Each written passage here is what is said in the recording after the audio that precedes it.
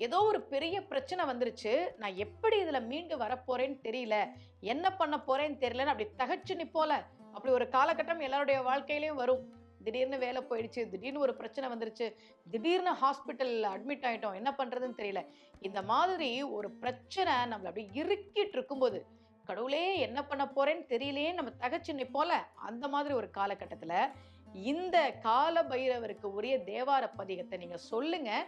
கண்டிப்பாக உங்களுடைய கஷ்டங்கள், துன்பங்கள் குறைவதை பார்க்கலாம். ரொம்ப அழகா அப்பர் சுவாமிகள் பாடுறார். பைரவர் எப்படி இருக்கிறார் அப்படின்னு அவருடைய தோற்றத்த பாடுறார் பாருங்க.